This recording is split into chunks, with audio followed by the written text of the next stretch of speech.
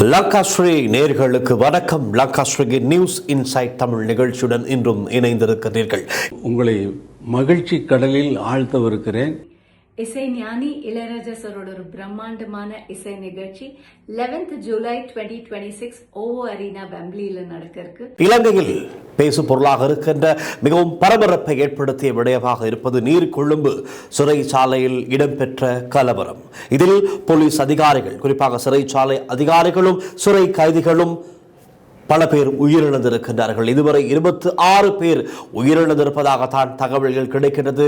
50க்கும் அதிகமானோர் காயங்களுக்குள்ளாகி தற்பொழுது நீர்கொழும்பு வைத்தியசாலையிலும் கொழும்பு தேசிய வைத்தியசாலையிலும் சிகிச்சை பெற்று வருகின்றார்கள்.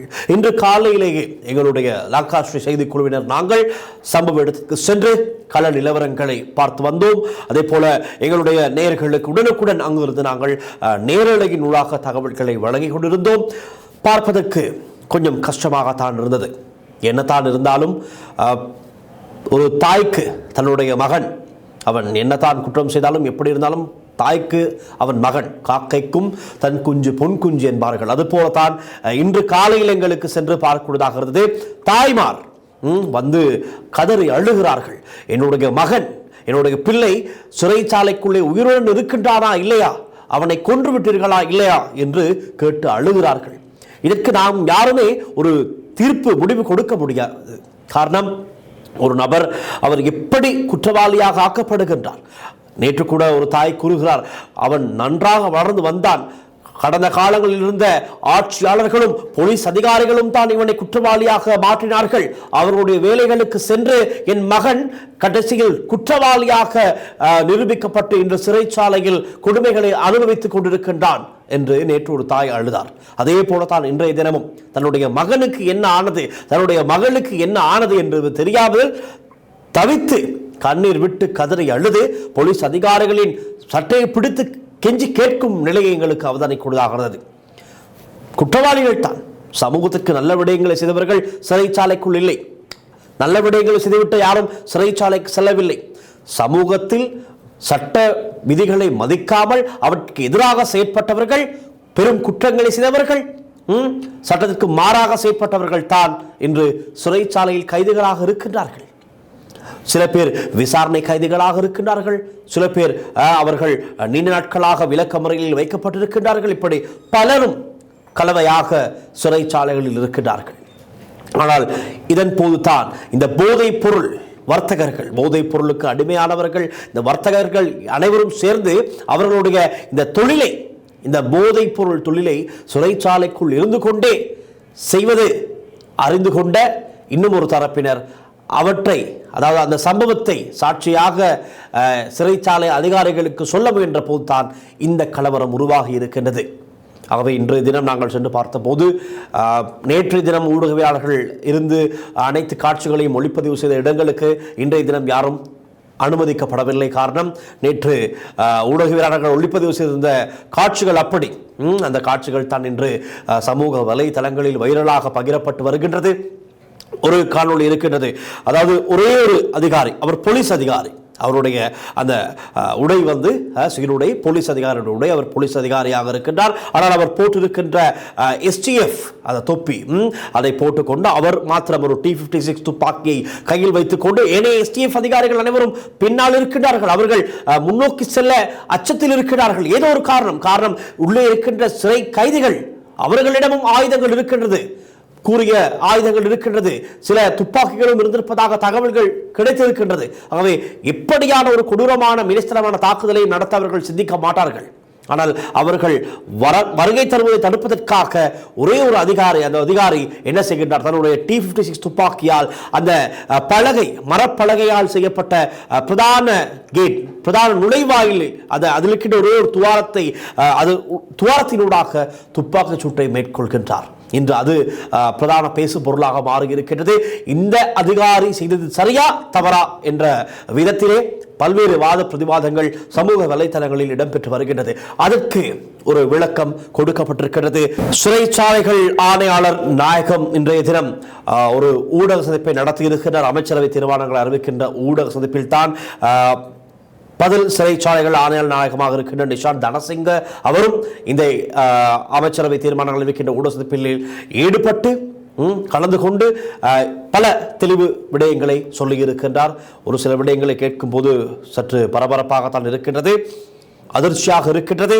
நாங்கள் அந்த விடயங்களை பார்க்கலாம். இன்று நாங்கள் சென்று பார்த்தபோது அங்கு நின்று கொண்டிருந்த அந்த கைதிகளின் உறவினர்கள், சிறை கைதிகளுடைய உறவினர்கள் ஊடகவியலாளர்களுக்கு எதிராகவும் பேச ஆரம்பித்து விட்டார்கள்.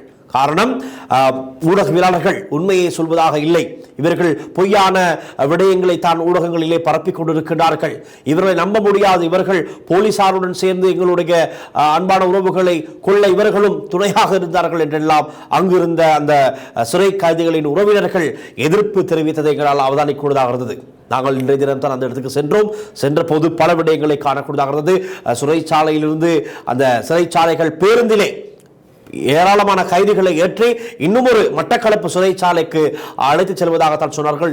நிறைய சிறை கைதிகளை ஏற்றி செல்லும் போது இங்கு ஒன்று திரண்டிருந்த அந்த உறவினர்கள், சிறை கைதிகளின் உறவினர்கள் அனைவரும் ஓடி சென்று அந்த பேருந்துகளுக்கு முன்னால் இருந்து அவர்களுடைய தந்தையோ மகனோ சகோதரனோ காதலனோ கணவரோ யாராவது இந்த பேருந்தில் இருக்கின்றார்களா, இவர் இந்த பேருந்து எங்கு செல்கின்றது, இதிலாவது என்னுடைய உறவினர்கள் இருக்கின்றார்களா என்று தேடி பார்த்து கொண்டிருந்தார்கள்.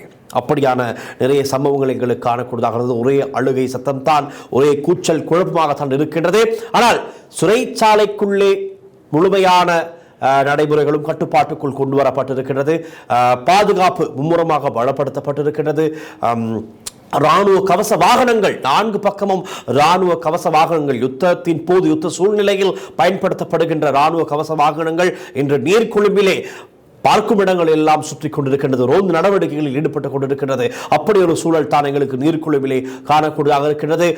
மேலதிகமாக இராணுவத்தினர், STF அதிகாரிகள் குவிக்கப்பட்டிருக்கின்றார்கள், கழகமடக்கும் படையினர் குவிக்கப்பட்டிருக்கின்றார்கள், போலீஸ் அதிகாரிகள் குவிக்கப்பட்டிருக்கின்றார்கள்.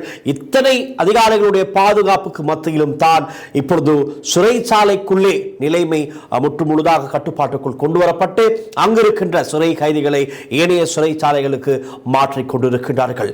இருக்கின்ற பிரதான பிரச்சனை தான் இடவசதி போதாமை. இந்த சிறைச்சாலையில் 800 தொடக்கம் 1000க்குட்பட்ட சிறை கைதிகளைத்தான் தடுத்து வைக்க முடியும். ஆனாலும் இங்கு இருந்திருப்பது 2000க்கும் அதிகமான சிறை கைதிகள். பாருங்கள் எப்படியான ஒரு நெரிசல் அங்கு இருந்திருக்கும் என்று, எப்படியான பல கஷ்டங்களுக்கு மத்தியிலே அங்கு இருக்கின்ற சிறை கைதிகள் இருந்திருப்பார்கள் என்று. செய்த குற்றம் தான், குற்றம் செய்துவிட்டு தான் அவர்கள் உள்ளே சென்றார்கள், தண்டனை அனுபவிக்கத்தான் அவர்கள் வேண்டும். தண்டனை அனுபவித்தாவது மனிதன் அவர்கள் வெளியே வர வாய்ப்புகள் இருக்கின்றதா இல்லையா என்று கேட்டால் அது கூட சந்தேகம்தான். ஆனால் அவர்களுக்கான இடவசதி போதாமை அங்கு ஒரு பிரதான பிரச்சனையாக இருக்கின்றது. மறுபக்கம் பெண் கைதிகள் அவர்களும் இந்த சந்தர்ப்பத்தை அவர்களுக்கு லாபமாக பயன்படுத்திக் கொண்டு அவர்களும் மருந்துகளை எல்லாம் உடைத்து அங்கு இருக்கின்ற மருந்துகளை எடுத்து போதையாக பாவித்து அவர்களும் கூரைகள் மேலே ஏறி நின்று நிறைய ஆர்ப்பாட்டங்களில் ஈடுபட்டார்கள். நிறைய பேர் ஆர்ப்பாட்டங்களிலும் ஈடுபட்டதை எங்களுக்கு அவதானிக்கூடியதாகிறது. ஆனால் பெண் கைதிகள் இருக்கின்ற அந்த இடம் அவர்களுடைய கட்டுப்பாட்டில் இருப்பதாகத்தான் இன்று எங்களுக்கு காலை அங்கு சென்ற போது ஒரு சில தகவல்கள் கிடைத்தது. அந்த பகுதிகளுக்கு போலீஸ் அதிகாரிகள் கூட செல்ல முடியாதாம். காரணம், பெண் கைதிகள் அந்த முழு இடத்தையும் அவர்களுடைய கட்டுப்பாட்டில் வைத்திருக்கிறார்கள், அதிகாரிகள் உள்ளே வர அனுமதிக்க மறுக்கின்றார்கள் என்ற சில தகவல்களும் எங்களுக்கு கிடைத்திருந்தது. ஆனால் இது எப்படி இருப்பினும் போலீஸ் அதிகாரிகள், உயர் அதிகாரிகள் அனைவரும் அங்கு இருக்கிறார்கள். காலையிலிருந்து அங்கு தான் அவர்கள் விசாரணைகளை மேற்கொண்டு வருகின்றார்கள். CID குழு ஒன்றும் கொழும்பிலிருந்து சென்றிருக்கின்றது. இப்படி பலதரப்பட்ட சம்பவங்கள் இடம்பெற்றுக் கொண்டிருக்கின்ற நிலையில் பல காரணங்கள் சொல்லப்படுகின்றது. நாங்கள் ஏற்கனவே சொன்னோம், இந்த கலவரத்துக்கு பிரதான காரணம் சுரேஷ் குமார் என்று சொல்லப்படுகின்ற ஒரு நபர் பூரு மூனா என்கின்ற பாதாள உலக நடவடிக்கையில் பிரதான ஒரு குற்றவாளியாக இருக்கின்ற நபருடைய கோலையாவாக நெருங்கி செயற்பட்டவர் தான் இந்த சுரேஷ் குமார். அதே போல கேஎல் பத்ர் பத்னியுடனும் நெருங்கி செயற்பட்டிருக்கின்றார்கள். ஆகவே இப்பொழுது இந்த நபர், இந்த கலவரத்திற்கு பிரதான காரணமாக இருந்த இந்த சுரேஷ் குமார் என்பவர் பூச பந்தனகார், அதாவது பூச சிறைச்சாலைக்கு மாற்றி அனுப்பப்பட்டிருக்கின்றார். பிரதான நபர் அவர் தான். ஆனால் இதை எதற்காக செய்தார் என்பது குறித்து விசாரணைகள் இடம்பெறுகின்றது. இப்போதைக்கு முதற்கட்ட விசாரணைகளின் அடிப்படையில் சொல்லப்படுவது என்னவென்றால், இவருடைய போதைப் பொருள் வர்த்தகத்தை இவர் சிறைச்சாலைக்குள் இருந்து செய்து வந்திருக்கின்றார். ஆகவே இதை அறிந்த இன்னும் ஒரு தரப்பினர் சிறைச்சாலை அதிகாரிகளிடம் இதை சொல்லிவிட்ட பிறகு இது அவருக்கு ஒரு பெரும் நெருக்கடியாக மாறிவிட்டது, ஒரு பெரும் பிரச்சனையாக உருவெடுத்து விட்டது. இதற்கு பழிவாங்கும் முகமாகத்தான் இதை குற்றம் சுமத்தி, அதாவது இதை சொல்லிய இந்த ஆதாரங்களை, இந்த விஷயத்தை வெளிப்படுத்தியவர்களை இலக்காக கொண்டு இவர்கள் தான் தாக்குதலை நடத்தி இருக்கிறார்கள். இப்படித்தான் இந்த கலவரம் ஆரம்பமானது. முதலில் நாங்கள் பார்ப்போம், சிறைச்சாலை ஆணையாளர் நாயகம் என்ற இந்த விடயம் சம்பந்தமாக குறிப்பிடுகிறார் என்று அவர் கூறிய மிக முக்கியமான விடயம் தான் அந்த கதவில் இருக்கின்ற துவாரத்தின் ஊடாக போலீஸ் அதிகாரி நடத்திய துப்பாக்கிச் சூடு. அதை செய்திருக்காவிட்டால் இதைவிட நிலைமை மோசமாகி இருக்கும். அதாவது அவர் குறிப்பிடுகின்றார், சிறைச்சாலைக்குள் பிரதானமாக 2 நுழைவாயில்கள் இருக்கின்றதாம். ஒன்று இரும்பு நுழைவாயில், மற்றும் ஒன்று தான் நாங்கள் அந்த காணொளிகளில் பார்க்கின்ற முன்னால் இருக்கின்ற முன்பக்கத்தில் இருக்கின்ற மரப்பலகையால் செய்யப்பட்ட நுழைவாயில் கதவு. ஆனால் இந்த சிறை கைதிகள் அனைவரும் இரும்பு கதவை உடைத்து விட்டு வந்து விட்டார்கள். இரும்பு கதவை உடைத்துக் கொண்டு வெளியே வந்ததும் அதற்கு இடைப்பட்ட இந்த மரப்பலகையால் செய்யப்பட்ட கதவுக்கும் இரும்பு கதவுக்கும் இடையில் தான் முக்கியமான பல பொருட்கள் இருந்திருக்கின்றது. பாடி ஸ்கேனர்கள் இருந்திருக்கிறது, பொருட்கள் ஸ்கேன் பண்ணும் இயந்திரம் இருந்திருக்கின்றது, அதே போல சிசிடிவி கேமராக்கள் இருந்திருக்கின்றது, தொலைத்தொடர்பு சாதனங்கள் இருந்திருக்கிறது. இவை அனைத்தையும் இவர்கள் திட்டமிட்டு உடைத்து நொறுக்கி இருக்கின்றார்கள், நாசம் செய்திருக்கிறார்கள் என்று சிறைச்சாலைகள் ஆணையாளர் தெரிவித்திருக்கின்றார். அது மாத்திரமல்ல, இரும்பு கதவை உடைத்துக் கொண்டு மிக கோரமாக தாக்குவதற்கு வருகை தந்த இந்த சிறை கைதிகள் அங்கு இருக்கின்ற ஏற்கனவே இருந்த சிறைச்சாலை அதிகாரிகளை மிக கொடூரமாக தாக்கி கொலை செய்திருக்கிறார்கள். அதற்கு பிறகு இவர்கள் முயற்சித்தது இந்த மரப்பலகையாலான கதவையும் உடைத்துக் கொண்டு அங்கிருந்து தப்பிப்பதற்கு தான் இவர்களுடைய பிரதான முயற்சியாக இருந்திருக்கிறது. நாங்கள் கூட காணொலிகளில் பார்த்தோம், அவர்களுடைய கையில் மிக கூர்மையான ஆயுதங்கள் இருந்தது, அதே போல கம்பு தடிகள், இப்படி பல்வேறுபட்ட ஆயுதங்கள் இருந்தது, துப்பாக்கிகளும் இருந்திருக்கின்றது. அதுதான் மிகவும் மோசமான ஒரு சம்பவம் செயலாக இருக்கின்றது. ஆகவே அவர்களுடைய கைகளுக்கு எப்படி துப்பாக்கிகள் சென்றது என்பது குறித்த விசாரணைகளை இப்பொழுது தீவிரப்படுத்தி இருக்கின்றார்கள். அவர்கள் ஒருவேளை அந்த மரப்பலகையாலான கதவையும் உடைத்துக் கொண்டு வெளியே வந்தால் நிச்சயமாக இதைவிட மோசமாக இந்த சம்பவம் மாறி இருக்கும். ஒரு பக்கம் இங்க இருக்கின்ற STF அதிகாரிகள், அவர்களுடைய கையில் துப்பாக்கிகள் இருக்கின்றது, இவர்கள் இந்த கதவை உடைத்துக் கொண்டு வெளியே வந்ததும் சரமாரியாக துப்பாக்கிச்சூட்டை நடத்தி இருப்பார்கள். இன்று 26 மரணங்கள் என்று இருப்பது நாளை இதைவிட மிக மோசமாக அதிகரித்திருக்க வாய்ப்புகள் இருந்திருக்கின்றது. ஆனால் அப்படி இடம்பெறாமல், அப்படி ஒரு சம்பவம் நிகழாமல் தடுத்திருப்பவர் அந்த ஒரே ஒரு அதிகாரி என்பதுதான் குறிப்பிடக்கூடிய ஒரு விடயமாக இருக்கின்றது.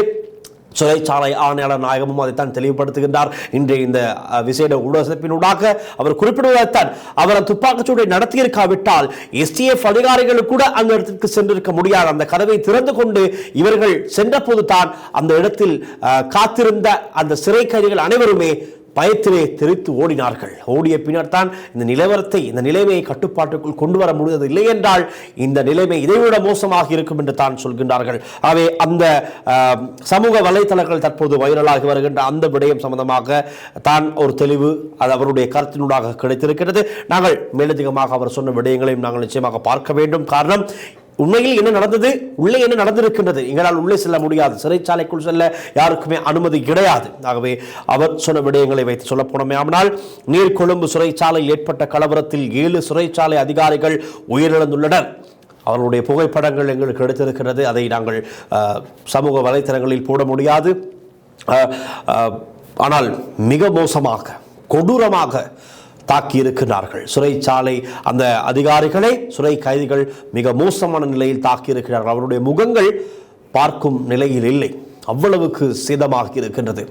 என்ன கோபமோ என்ன தாபமோ தெரியவில்லை, அப்படி மிக மோசமாக மில்லைத்தனமாக தாக்கியிருப்பதை அந்த அவருடைய அந்த உயிரிழந்த சிறைச்சாலை அதிகாரிகளுடைய அந்த சடலங்களை பார்க்கும்போது தெரிகின்றது. ஈவு இரக்கமின்றி அந்த போதைப் பொருளுக்கு அடிமையான அந்த அரக்கர்கள், காட்டு மிராண்டித்தனமான அந்த சிறை கைதிகள் அப்படி செயற்பட்டிருக்கிறார்கள். சில சிறை கைதிகள் அச்சத்திலே பயத்திலே அவருடைய வார்டுகளில் பதுங்கி இருந்திருக்கிறார்கள். இவர்களுடைய இந்த கலவரத்திற்கு இவர்களால் வர முடியாது, இவர்கள் பயம் அச்சத்தில் இருந்திருக்கிறார்கள். ஆனால் திட்டமிட்டு போதைப் பொருள் வர்த்தகத்திலே ஈடுபட்டு எப்படியாவது இந்த சந்தர்ப்பத்தை பயன்படுத்தி நாம் தப்பித்து விட வேண்டும், சமூகத்திலே சென்று கலந்து விட வேண்டும், அந்த பக்கம் பின்புறமாக இருக்கின்ற நீர்நிலை வழியாக நாங்கள் தப்பி சென்று விட வேண்டும், இப்படி பல திட்டங்களை போட்டுத்தான் இந்த கலவரத்தை பெரிதுபடுத்தி இருக்கிறார்கள். ஆகவே இதன் காரணமாகத்தான் இன்று இந்த உயிரிழப்புகள் பதிவாகி இருக்கிறது. மேலும் 2 கைதிகள் உயிரிழந்ததுடன் பலர் காயமடைந்துள்ளனர். ஆரம்ப கட்ட தகவல்களின்படி கைதிகளுக்கு இடையிலான மோதலை கலவரத்திற்கான முக்கிய முக்கிய காரணம் என சிறைச்சாலை ஆணையாளர் நாயகம் தெரிவித்திருக்கின்றார். கலவரத்தின் போது கைதிகள் மருந்து களஞ்சியத்தை உடைத்து போதை தரக்கூடிய மருந்துகளை பயன்படுத்தி இருப்பதாக சிறைச்சாலை ஆணையாளர் நாயகம் தெரிவித்திருக்கின்றார். கைதிகளுக்கு இடையே முன்கூட்டியே பதற்றம் இருப்பதாக உளவுத்துறை தகவல்கள் கிடைத்திருக்கின்றது. ஏற்கனவே இவர்களுக்கு உளவுத்துறை தகவல் ஒன்று கிடைத்திருக்கின்றது. தேவையான பாதுகாப்பு நடவடிக்கைகள் எடுக்கப்பட்டதாகவும் அதிகாரிகள் தெரிவித்ததாகத்தான் சிறைச்சாலை ஆணையாளர் நாயகம் தெரிவித்திருக்கின்றார். ஆகவே நீர்கொழும்பு சிறைச்சாலைக்குள் இப்படி ஒரு சம்பவம் இடம்பெறப் போகின்றது. இரண்டு குழுக்களுக்கு இடையில் ஒரு வன்முறை மோதல் இடம்பெறப் போகிறது என்பது குறித்து உளவுத்துறை தகவல் இவர்களுக்கு ஏற்கனவே முன்கூட்டியே கிடைத்திருப்பதாக சொல்லப்படுகின்றது. ஆனால் அங்கு தான் ஒரு கேள்வி இருக்கிறது.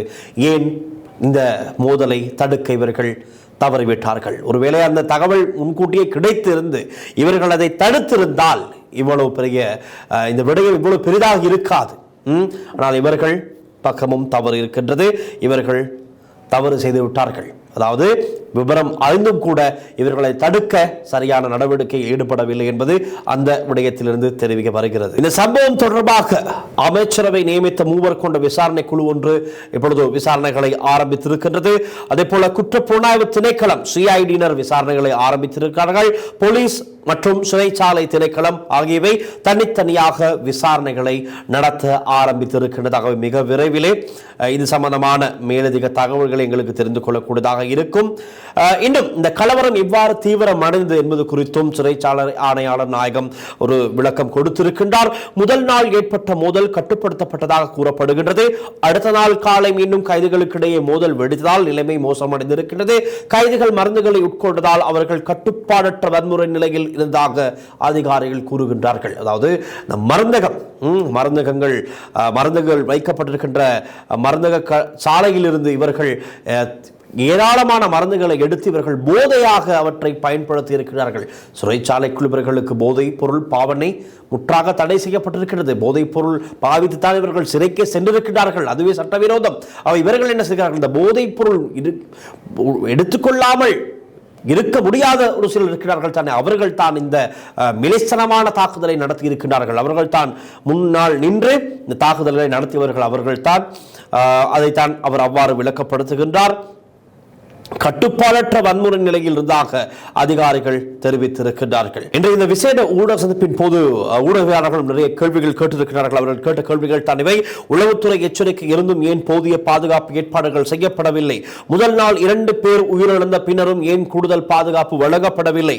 ஏன் வழக்கமான சந்திப்பு, அதாவது விசிட் மற்றும் நீதிமன்ற நடவடிக்கைகள் தொடரப்பட்டன? சிறையில் டெங்கு, உணவு பற்றாக்குறை, மருத்துவ வசதி இல்லாமை போன்ற பிரச்சனைகள் இருந்தா என்ற கேள்வியையும் கேட்டிருக்கிறார்கள். அதிகாரிகளின் அலட்சியம் அல்லது தவறான நிர்வாகம் இதற்கு காரணமா? இதற்கு பதில் சொல்லுங்கள் என்று ஊடகவியலாளர்கள் இதன் போது கேட்ட கேள்விகளுக்கும் அவர்கள் பதில் வழங்கியிருக்கிறார்கள். அதாவது டெங்கு காரணமாக 4 பேர் இறந்ததாக கூறப்படுவது முழுமையான பொய்யான தகவல் என சிறைச்சாலைகள் ஆணையாளர் நாயகம் அந்த கருத்தையே மறுத்திருக்கின்றார். தேவையான மருத்துவ வசதிகள் வழங்கப்பட்டு வருகின்றன என்று அவர் தெரிவித்திருக்கிறார். இதற்கு முன்பதாகவும் அவர்களுக்கு தேவையான கைதிகளுக்கு தேவையான எல்லா விதமான மருத்துவ செயற்பாடுகளும் சரியாக வழங்கப்பட்டிருப்பதாக சொல்லுகின்றார். அதேபோல மருத்துவர்கள் பற்றாக்குறை இருந்தாலும் அவசர நிலைகளில் அரச மருத்துவமனைகளுக்கு கைதிகள் அனுப்பப்படுவதாகவும் சிறைச்சாலை ஆணையாளர் நாயகம் தெரிவித்திருக்கின்றார். அதிகாரிகள் தங்கள் உயிரை பணயம் வைத்து செயல்படவில்லை என்றால் உயிரிழப்புகள் இன்னும் அதிகமாக இருக்கும் எனவும் அவர் தெரிவித்திருக்கின்றார். நிலையில் இந்த கலவரத்தில் ஏற்பட்ட சேதங்கள் என்ன என்பது குறித்தும் ஒரு விளக்கம் கொடுத்திருக்கின்றார். கைதிகள் ஏற்படுத்திய சேதம் தான் இவை. மருந்தகம், அலுவலகங்கள், உடல் ஸ்கேனர், பாடி ஸ்கேனர், பொருள் ஸ்கேனர், அதாவது பொருட்களை ஸ்கேன் பண்ணும் இயந்திரங்கள், தகவல் தொடர்பு உபகரணங்கள் உட்பட பல்வேறுபட்ட விடயங்களை இவர்கள் சேதப்படுத்தியிருக்கிறார்கள். அதே போல முக்கிய இரும்பு கதவை உடைத்து வெளியே வந்திருந்தால் பெரிய அளவிலான தப்பிச் செல்லும் சமூகத்துக்கு கடும் ஆபத்தும் ஏற்பட்டிருக்கும் என அதிகாரி தெரிவித்திருக்கின்றார். சிறைச்சாலைகளின் தற்போதைய பிரச்சனைகள் என்ன என்பது குறித்தும் இங்கு பேசப்பட்டிருக்கின்றது. அதன் அடிப்படையில் தான் மிக முக்கியமான ஒரு நிலை இங்கு வெளிப்படுத்தப்பட்டிருக்கிறது. இலங்கை சிறைகளில் கடுமையான நெரிசல் நிலவுகின்றது. எல்லா சிறைச்சாலையிலுமே இந்த நிலைமைதான் தொடர்கின்றது. சுமார் 11,000 பேருக்கான கொள்ளளவு மட்டுமே இருந்தாலும் தற்போது 41,000க்கும் அதிகமான கைதிகள் உள்ளதாக தெரிவிக்கப்படுகின்றது. இலங்கையில் இருக்கின்ற ஒட்டுமொத்த எல்லா சிறைச்சாலைகளிலும் மொத்தமாக 11,000 பேரை மாத்திரம்தான் தடுத்து வைக்க முடியும். ஆனால் தற்போது நிலவரப்படி 41,000க்கும் அதிகமான சிறை கைதிகள் தடுத்து வைக்கப்பட்டிருப்பதாக சொல்லப்படுகின்றது. கைதுகள் அதிகரிக்கப்பட்டிருக்கின்றது. அப்படியான ஆபரேஷன்ஸ், அதிரடி நடவடிக்கைகள் மேற்கொள்ளப்பட்டிருக்கிறது. Right, okay. ஆனால் இவர்களுக்கான சிறைச்சாலையையும் நீங்கள் தயார்படுத்தி இருக்க வேண்டும் தானே? அது ஒரு பிரதான கேள்வி. நிச்சயமாக இவர்கள் இப்பொழுது எல்லா அதிரடி நடவடிக்கைகளையும் மேற்கொண்டால் நிச்சயமாக இதன் பின்னணியிலே பலர் கைது செய்யப்படத்தான் போகின்றார்கள். அதாவது அவர்களுக்கான ஒரு சிறைச்சாலை நீங்கள் முதலில் கட்டி வைக்க வேண்டியது ஒரு பிரதான கடமையாக இருக்கின்றது. ஆகவே அது இந்த அரசாங்கம் ஒரு தவறு விட்டு இருக்கின்றது. அது சம்பந்தமாகத்தான் இந்த இடத்திலே குறிப்பிட்டு காண்பித்திருக்கின்றார்கள். அதே போல சிறைச்சாலை அதிகாரிகள் பற்றாக்குறை இருப்பதும் இந்த ஊடகத்தின் போது ஒப்புக்கொள்ளப்பட்டுள்ளது. போதைப் பொருள் வழக்குகளில் கைது செய்யப்பட்டவர்களின் எண்ணிக்கை அதிகரித்ததே நெரிசலுக்கான முக்கிய காரணங்களில் ஒன்றாக குறிப்பிடப்படுகின்றது. ஆகவே இந்த ஊடகத்தில் மிக முக்கியமாக பேசப்பட்ட விடயங்களை தான் நாங்கள் உங்களுக்கு தொகுத்து வழங்கியிருந்தோம். இந்த சம்பவத்தின் உண்மையான காரணம் மீண்டும் விசாரணையில் உள்ளது. ஆரம்ப கட்ட தகவலின் அடிப்படையில் கைதுகளுக்கு இடையிலான மோதல், போதை மருந்து பயன்பாடு, சிறைகளில் நிலவும் நெரிசல் மற்றும் பாதுகாப்பு சவால்கள் ஆகியவை கலவரத்தை தீவிரப்படுத்திய முக்கிய காரணங்களாக சொல்லப்படுகின்றது. விசாரணை முடிவுகளின் பின்னரே சம்பவத்தின் முழு உண்மையும் வெளிவரும் என அதிகாரிகள் தெரிவித்திருக்கின்றார்கள். அதாவது இந்த விடயங்கள் அனைத்தையும் இன்றைய தினம் விசேட ஊடக சந்திப்பின் மூலமாக சிறைச்சாலைகள் ஆணையாளர் நாயகமாக இருக்கின்றவர் தான் இன்றைய தினம் இந்த விடயங்களை வெளிப்படுத்தி இருக்கின்றார். அவர் சொன்ன விடயங்கள் சம்பந்தமாக உங்களுடைய கருத்துக்களையும் கீழே கமெண்ட் செக்ஷனில் எழுதுங்கள். இந்த விடயம் தொடர்பில் இன்றைய தினம் பாராளுமன்றத்திலும் வாத பிரதிவாதங்கள் இடம்பெற்றிருக்கின்றது. இதன் போது அமைச்சர் அர்ச்சனா நாணயக்கார இந்த சம்பவம் தொடர்பில் நிறைய விடயங்களை வெளிப்படுத்தி இருக்கின்றனர். அது சம்பந்தமாக நாங்கள் சற்று சுருக்கமாக பார்க்கலாம். அவருடைய உரையில், இன்றைய பார்லிமெண்ட் உரையில் அவர் தெரிவித்த விடயங்களாவன உயிரிழப்புகள் மற்றும் காயமடைந்தோர் சம்பந்தமாக அவர் தெரிவித்திருக்கின்றார். இந்த கலவரத்தில் 7 சிறைச்சாலை அதிகாரிகள் மற்றும் 19 கைதிகள் உயிரிழந்திருப்பதாக அவர் தெரிவித்திருக்கின்றார். 3 சிறை அதிகாரிகள் மற்றும் 54 கைதிகள் காயமடைந்துள்ளதாகவும் தகவலை வெளிப்படுத்தி இருக்கின்றார். இது நடைபெறக்கூடாத ஒரு தேசிய துயர சம்பவம் எனவும் அரசு தரப்பிலே அமைச்சர் அர்ச்சனா நாணயக்கார இன்றைய தினம் பார்லிமெண்டத்தில் தெரிவித்திருக்கின்றார். முழுமையான விசாரணைக்கு இப்பொழுது உத்தரவு கொடுக்கப்பட்டிருக்கிறது. விசாரணைகளும் ஆரம்பிக்கப்பட்டிருக்கிறது. அரசு 3 மட்டங்களில் விசாரணையை ஆரம்பித்திருக்கின்றார்கள். அதாவது ஓய்வு பெற்ற நீதிபதி தலைமையில் சுயாதீன குழு ஒன்று உருவாக்கப்பட்டிருக்கிறது. சிஐடி மற்றும் போலீஸ் விசாரணை ஆரம்பிக்கப்பட்டிருக்கிறது. சிறைச்சாலை துறையின் உள்நாட்டு விசாரணையும் ஆரம்பிக்கப்பட்டிருக்கிறது. இதன் நோக்கம் என்ன? இந்த விசாரணைகளுடைய பிரதான நோக்கமாக இருக்க வேண்டியது பாதுகாப்பு குறைபாடுகள் என்ன என்பது குறித்து இதில் அவதானம் செலுத்தப்படும். கலவரம் எவ்வாறு ஏற்பட்டது, யாரால் ஏற்படுத்தப்பட்டது, எதற்காக ஏற்படுத்தப்பட்டது என்பது குறித்து விசாரணைகள் செய்யப்படும். மீண்டும் இந்த மாதிரியான சம்பவங்கள் இனிவரும் நாட்களில் நடக்காமல் தடுப்பது எப்படி என்பது குறித்தும் இந்த விசாரணைகளின் போது ஆராயப்படும் என்று தான் அமைச்சர் அர்ச்சனா நாணயக்கார தெரிவித்திருக்கின்றார். ஆனால் சோசியல் மீடியாவில் இப்பொழுது சம்பவம் சம்பந்தமாக பல்வேறு கட்ட பேச்சுக்கள் இடம்பெறுகின்றது. அதாவது சிலர் குறிப்பிடுகின்றார்கள் இது சிறை கைதிகளுக்கும் போலீஸ் அதிகாரிகள், அதாவது சிறைச்சாலை அதிகாரிகளுக்கும் இடையே ஏற்பட்ட மோதல் என்று. சில பேர் குறிப்பிடுகிறார்கள் போலீஸ் அதிகாரிகள், அதாவது சிறைச்சாலை அதிகாரிகள் திட்டமிட்டு வேண்டும் என்றே சிறை கைதிகளை நோக்கி துப்பாக்கி சூடு நடத்தி அவர்களை கொல்ல வேண்டும் என்று கொன்றதாக சொல்கின்றார்கள். சில பேர் இப்படியும் சொல்கிறார்கள், ஏதாவது மிக முக்கியமான பிரதான உண்மைகளை சொல்ல வேண்டிய நபர்கள் சிறை கைதியாக உள்ளே இருந்திருப்பார்கள். அவர்களை போட்டு தள்ள வேண்டிய தேவை வெளியில் யாருக்காவது இருக்கலாம், அல்லது அரசாங்கத்திற்குள்ளேயே யாருக்காவது தேவை இருக்கலாம். அதற்காக போடப்பட்ட திட்டம் தான் இது என்றும் பல்வேறு கட்ட விவாதங்கள் சமூக வலைத்தளங்களில் காணக்கூடியதாக இருக்கின்றது. ஆனால் இதற்கு அமைச்சர் அர்ச்சனா நாணயக்கார ஒரு தெளிவு கொடுத்திருக்கின்றார். ஆரம்பத்தில் இது கைதிகள் இரு குழுக்களுக்கு இடையே இடம்பெற்ற மோதல், அது தெளிவாக உறுதியாக இருக்கின்றது. அது பின்னர் தீவிரமடைந்து சிறை அதிகாரிகளுக்கும் தாக்குதலுக்கு உள்ளாகும் ஒரு நிலை தான் உருவாகி இருக்கின்றது. இந்த சண்டையை, இந்த மோதலை, இரு குழுக்களுக்கு இடையில் இடம்பெற்ற மோதலை தடுப்பதற்காக நடுவில் சென்ற போலீஸ் அதிகாரிகள் தான் மிக கொடூரமாக தாக்கப்பட்டு பிறகு இதை வாய்ப்பாக சந்தர்ப்பமாக பயன்படுத்திக் கொண்டு சிறைச்சாலையிலிருந்து வெளியே தப்பிப்பதற்கான வேலைப்பாடுகளில் தான் இந்த சிறை கைதிகள் தயாராகி இருந்திருக்கின்றார்கள். இதில் நேரடியாக தொடர்புபட்டிருப்பது போதைப் பொருள் மற்றும் பாதாள உலகம் சந்தேகம் ஏற்பட்டிருக்கின்றது. இவர்கள் தான் இந்த கலவரத்தின் பின்னணியில் பிரதான தொடர்பு இருப்பதாக, அதாவது 2 போதைப் பொருள் அல்லது பாதாள உலக குழுக்களுக்கு இடையேயான மோதலாக இது உருவாகி இருக்கலாம் என்ற சந்தேகம் எழுந்திருக்கின்றது. அதே போல சிறை நிர்வாகத்திற்கு தகவல் வழங்கிய கைதிகள் குறித்து தாக்கப்பட்டிருக்கலாம், அவர்கள் குறிவைத்து தாக்கப்பட்டிருக்கலாம் என்று ஒரு சந்தேகம் எழுந்திருக்கின்றது. அதன் அடிப்படையிலும் விசாரணைகள் முன்னெடுக்கப்படும். அதே போல அமைச்சர் நேற்று சொன்ன அதே விடயத்தை இன்றைய தினமும் பார்லிமெண்டத்திலே குறிப்பிட்டிருக்கின்றார். சிசிடிவி மற்றும் பாடி ஸ்கேனர் திட்டமிட்டு அளிக்கப்பட்டிருக்கின்றது. மில்லியன் ரூபாய் மதிப்புள்ள பாடி ஸ்கேனர் சேதப்படுத்தப்பட்டிருக்கின்றது. அரசின் சந்தேகம் என்னவென்றால் சிறைக்குள் போதைப் பொருள் மற்றும் தடை செய்யப்பட்ட பொருட்கள் வருவதை தடுக்கும் பாதுகாப்பு அமைப்புகளை செயலிழக்க செய்வதே இதன் பிரதான நோக்கமாக அமைந்திருப்பதாக அமைச்சர் தெரிவித்திருக்கின்றார். ஆகவே அவர்களுக்கு ஒரு கோபம் இருந்திருக்கின்றது.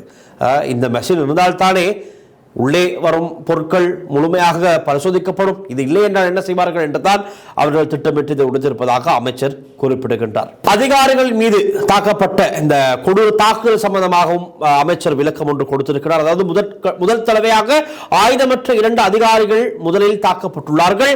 அவர்களை காப்பாற்ற சென்ற அதிகாரிகளும் தாக்கப்பட்டுள்ளார்கள். பலர் கற்கள், கம்பிகள் உள்ளிட்ட பொருட்களால் தாக்கப்பட்டு உயிரிழந்ததாகத்தான் சொல்லப்படுகின்றது. இதே நிலையில் தான் நான் முதலில் குறிப்பிட்டதை அமைச்சரும் குறிப்பிட்டிருக்கின்றனர். அதாவது இந்த கதவை தாண்டி அதை திறந்து கொண்டோ அல்லது உடைத்துக் கொண்டோ வெளியே வந்திருந்தால் இதைவிட ஒரு பெரிய ஆபத்தை நாங்கள் பார்த்திருக்க வேண்டி ஏற்பட்டிருக்கும். அதாவது இவர் குறிப்பிடுகின்றார், கைதிகள் இரும்பு கதவை உடைத்து வெளியேற முயன்றிருக்கின்றார்கள். வெளியே வந்திருந்தால் பொதுமக்களுக்கு பெரிய அச்சுறுத்தல் ஏற்பட்டிருக்கும் என அமைச்சர் இந்த இடத்திலே தெரிவித்திருக்கின்றார். பாதுகாப்பு படையினர் பாதுகாப்புக்காக துப்பாக்கியை பயன்படுத்தி இருப்பதாக அவர் ஒரு விளக்கம் கொடுக்கின்றார். நிலைமையை கட்டுப்படுத்த பாதுகாப்பு அதிகாரிகள் துப்பாக்கி சூடு நடத்தி இருக்கின்றார்கள். உயிரிழப்புகள் அனைத்தும் துப்பாக்கி சூட்டாலா அல்லது தாக்குதல்களாலா ஏற்பட்டது என்பது உடற்கூற்று பரிசோதனைக்கு பிறகு உறுதியாகும் என்று அமைச்சர் தெரிவித்திருக்கின்றார். நேற்றைய நாள் தொடக்கமே இப்பொழுது சிறை கைதிகள் வெவ்வேறு சிறைச்சாலைகளுக்கு மாற்றும் நடவடிக்கைகள் முன்னெடுக்கப்பட்டு வருகின்ற நிலையில் கலவரத்தில் தொடர்புடையதாக சந்தேகிக்கப்படும் 734 கைதிகள் பாதுகாப்பு காரணமாக பிற சிறைகளுக்கு மாற்றப்பட்டிருக்கின்றார்கள். தற்போது நிலைமை முழுவதுமாக கட்டுப்பாட்டுக்குள் கொண்டு வரப்பட்டிருப்பதாகத்தான் அமைச்சர் குறிப்பிடுகின்றார். இதற்கு தீர்வு தான் என்ன? இப்பொழுது அளவுக்கு அதிகமான சிறை கைதிகள் தொடர்ந்தும் இந்த சிறைச்சாலைகளில் தடுத்து வைப்பதற்கான பிரதான காரணமாக இருப்பது என்ன? வழக்குகள் மெதுவாக விசாரிக்கப்படுவது அல்லது இந்த விசாரணைகளுக்கு தேவையான விடயங்கள் மெதுவாகத்தான் கிடைக்கும். வழக்கு விசாரணைகள் விரைவாக செயற்படுத்தப்பட்டால் நிச்சயமாக தண்டிக்கப்பட வேண்டியவர்கள் சிறைக்கு செல்வார்கள், ஏனையவர்கள் வெளியே விடுதலை செய்யப்படுவார்கள். அப்படி ஒரு நிலைமை இல்லாமல் இருப்பதுதான் இந்த மாதிரியான பிரச்சனைகளுக்கு பிரதான காரணமாக இருப்பதாக சொல்லப்படுகின்றது. அதாவது போதைப் பொருள் வழக்குகளில் சட்ட மாற்றம் காரணமாக ரசாயன ஆய்வு அறிக்கைகள் தாமதமானது, பிணை வழங்கும் நடைமுறைகள் சிக்கலானது, பலர் நீண்ட காலம் விளக்கமறையில் இருந்தனர். இதுவே சிறை நெரிசலை அதிகரித்ததாக அமைச்சர் தெரிவித்திருக்கின்றார். ஆகவே இதற்கு தீர்வு தான் என்ன என்பதும் இன்றைய தினம் அமைச்சர் குறிப்பிட்டிருக்கின்றார். அதாவது தற்போதைய சட்டத்தை மாற்றி வழக்குகள் விரைவாக விசாரிக்கப்படும் வகையில் புதிய திருத்தத்தை கொண்டு வருவதாக அமைச்சர் அறிவித்திருக்கின்றார். அதே போல புதிய சிறை கட்டிடங்களும் திறப்பதற்கான அதனை நிறுவி திறப்பதற்கான வேலைப்பாடுகளையும் ஆரம்பிக்க இருப்பதாக அமைச்சர் குறிப்பிட்டிருக்கின்றார். சுமார் 10,000 கைதிகளுக்கான புதிய கட்டிடங்கள் நிர்மாணிக்கப்பட்டு வருவதாகவும் அமைச்சர் தெரிவித்திருக்கின்றார். இன்றைய நியூஸ் இன்சைட் தமிழ் நிகழ்ச்சியை நாங்கள் பார்த்தது நீர்கொழும்பு சிறைச்சாலை சம்பவம் குறித்து தான். இன்றைய தினம் அமைச்சர் மற்றும் சிறைச்சாலை ஆணையாளர் நாயகம் பார்லிமெண்டத்திலும் சரி, அதே போல விசேட ஊடக சந்திப்பின் மூலமாகவும் சரி என்னென்ன விடயங்களை தெளிவுபடுத்தினார்கள். அவர்களுடைய கருத்துக்களின் அடிப்படையில் இந்த சம்பவத்தின் பின்னணி என்ன என்பது குறித்து எங்களுக்கு ஒரு தெளிவு கிடைத்திருக்கின்றது. அவற்றைத்தான் நாங்கள் இன்று உங்களோடு பகிர்ந்து கொண்டோம். இன்று சர்வதேச ரீதியாக பல பிரதான சர்வதேச ஊடகங்களிலும் பிரதான செய்தியாக இருப்பதே இந்த நீர்கொழும்பு சிறைச்சாலையில் நடந்த சம்பவம் தான். அனைவருடைய அவதானமும் இந்த பக்கம் திரும்பி இருக்கின்றது. இதற்கு அனைவருமே பல குறைகளை சொல்லித்தான் கொண்டு இருக்கின்றார்கள். காரணம் இடவசதி இல்லாமை தான் பிரதான காரணமாக இருந்திருக்கின்றது. சரியான இடவசதி இருந்திருந்தால் குற்றம் செய்பவர்களை பயப்படாமல் இந்த மாதிரியான சிறைச்சாலைகளுக்குள் செல்லாமல் அவர்களுக்கு தேவையான இடவசதி இருக்கும் சிறைகளுக்கு அனுப்பலாம். ஆனால் இந்த இலங்கையில் அப்படி ஒரு சிஸ்டம் இல்லை. அந்த சிஸ்டம் சரியாக செய்யப்பட்டால் இப்படியான பிரச்சனைகளை நாங்கள் தடுக்கக்கூடியதாக இருக்கும். நான் நினைக்கின்றேன் இனிவரும் காலங்களிலாவது இந்த மாதிரியான சம்பவங்கள் இடம்பெறாமல் இந்த அரசாங்கமோ அல்லது அடுத்து வருகின்ற அரசாங்கமோ எதுவாக இருந்தாலும் அதை கவனத்தில் கொள்ளும் என்று அதை பொறுமையாக பொறுத்திருந்து பார்க்கலாம். இனி ஒரு சம்பவம் நடக்க விடாமல் தடுத்து கொள்வது இந்த அரசாங்கத்தின் இப்போதைக்கு கடமையாக இருக்கின்றது. பார்ப்போம் இவர்கள் சொன்ன அனைத்து வேலைப்பாடுகளையும் செய்வார்களா என்று. உங்களுடைய கருத்துக்களை கீழே எழுதுங்கள். மீண்டும் நாளைய நியூஸ் இன்சைட் தமிழ் நிகழ்ச்சியில் சந்திக்கலாம். இன்னும் ஒரு புதிய விடயத்தோடு. பேசலாம். நேற்றைய தினம் இந்த இந்த இந்த அத்தனை கலவரத்திற்கு மத்தியிலும் கோட்டாபய ராஜபக்சேனுடைய வழக்கு விசாரணைக்கு எடுத்துக்கொள்ளப்பட்டிருக்கின்றது. அது சம்பந்தமாகத்தான் நாங்கள் நிச்சயமாக பேசியிருக்க வேண்டும். ஆனால் இன்று அதற்கான நேரம் போதாது. பல சம்பவங்கள் இடம்பெற்றிருக்கின்றது. அசாத் மௌலானா, இனிய பாரதி அவர் ஒரு ஸ்டேட்மெண்ட் கொடுத்திருக்கின்றார். கோட்டாபய ராஜபக்சவை அசாத் மௌலானா உட்பட பலரும் சந்தித்தது சம்பந்தமாக இனிய பாரதி கொடுத்த வாக்குமூலம் நேற்றைய தினம் நீதிமன்றத்திலே பேசப்பட்டிருக்கிறது. இப்படி பல விஷயங்கள் இருக்கிறது. நான் நினைக்கிறேன் நாளைய தினம் இன்னொரு காணொலியினூடாக அதை நாங்கள் பேசலாம் என்று. அவை தொடர்ந்தும் இணைந்திருங்கள் லங்காஸ்டியுடன் புதிய அப்டேட்டுடன். மீண்டும் நாளை சந்திப்போம். ஒளிப்பதிவாளர் விஜயகுமாருடன் நான் டில்ஷான் வின்சன். நன்றி, வணக்கம். உங்களை மகிழ்ச்சி கடலில் ஆழ்த்தவிருக்கிறேன். இசை ஞானி இளையராஜா சரோட ஒரு பிரம்மாண்டமான இசை நிகழ்ச்சி 11th ஜூலை 2026 ஓவோ அரீனா வெம்ப்லியில நடக்க இருக்கு.